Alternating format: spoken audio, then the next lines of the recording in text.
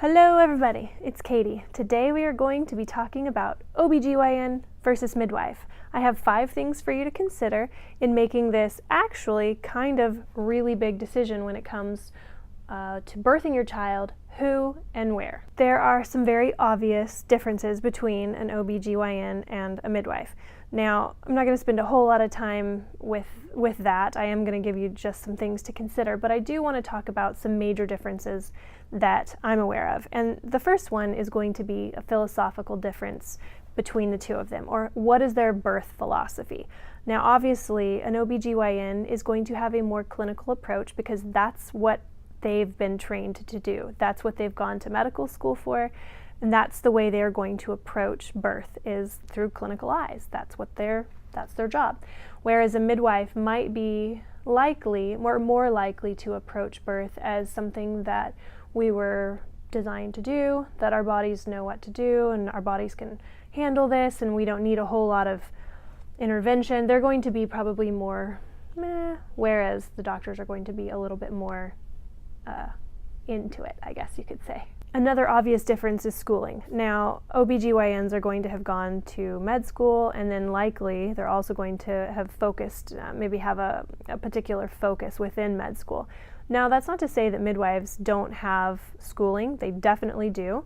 If you're looking at a midwife, you can look into what their schooling is comprised of, and they actually have gone through quite a bit of schooling as well, but it's not as extensive as med school.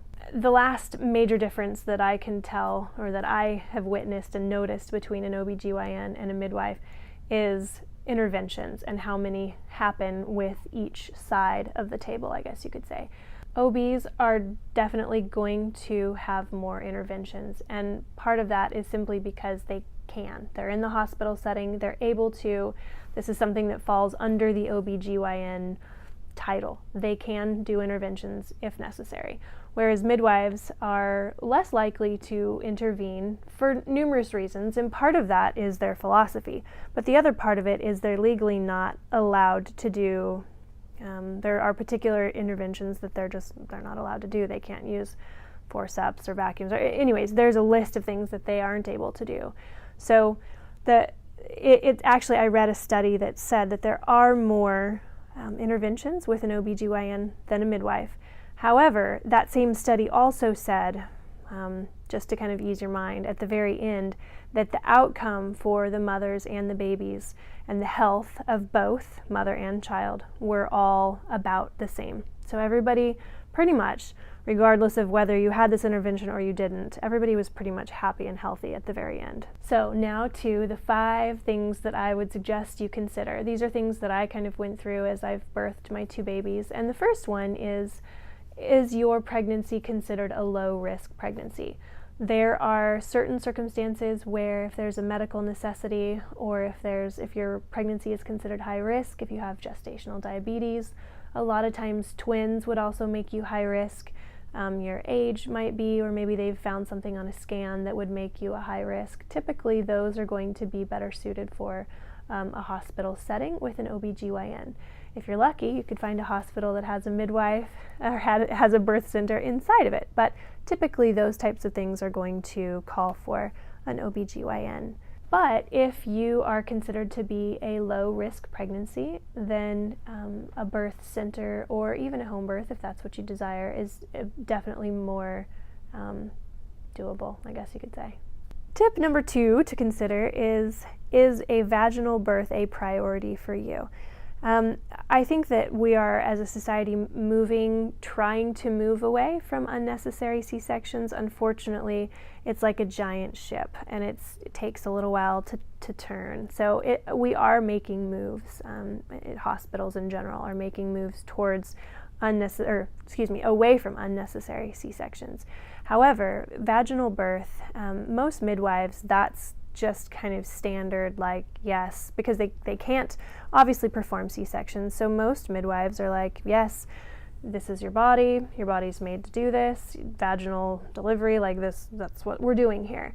Whereas hospitals might be more prone to move towards C-section and maybe make that decision a little bit faster than a midwife would say in a situation like, okay, well, maybe you should transfer to a hospital.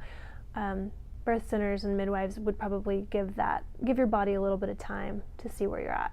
Number 3 tip to consider is, do you want your caregiver to be with you during labor?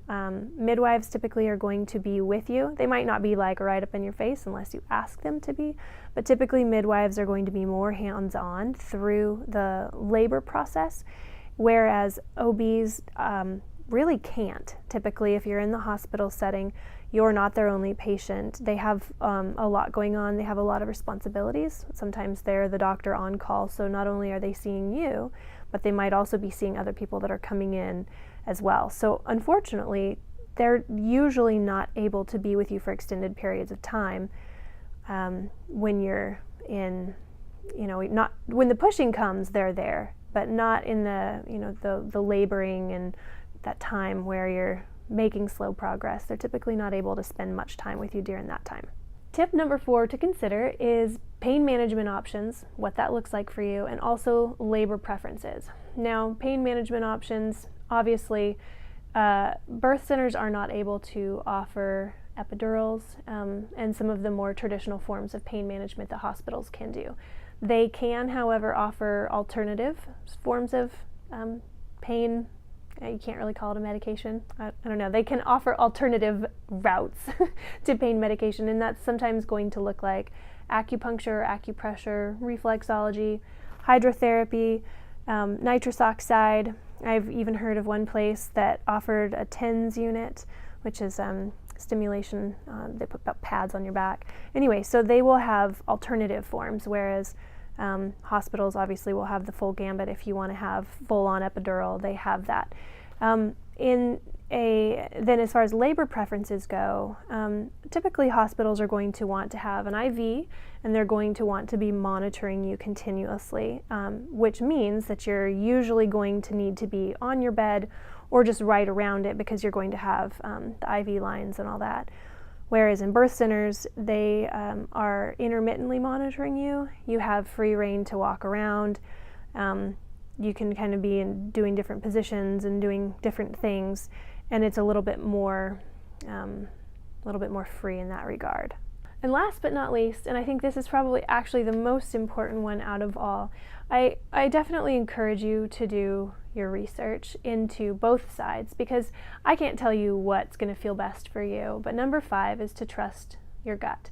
So after you've done your research and you have met some OBs and you have met some midwives, spend a little bit of time quiet, if possible, thinking about what feels best to you, what makes you feel safe, what makes you feel like I can do this, what makes you feel like my philosophy will be respected, or I trust this person to be with me during this time, or whatever. But trust your gut and what feels good to you. We've actually done a few videos on the differences between doctors and midwives, and why you might want to choose a doctor, why you might want to choose a midwife. We'll have some information in the description below if you want to check that out, as well as these 5 things to consider to kind of help you along your way. Because like I said, I can't tell you what's going to be best for you. I have 2 really great friends. One, she has had 2 kids. One was in a birth center, and the other one was just recently at home, and she loved it.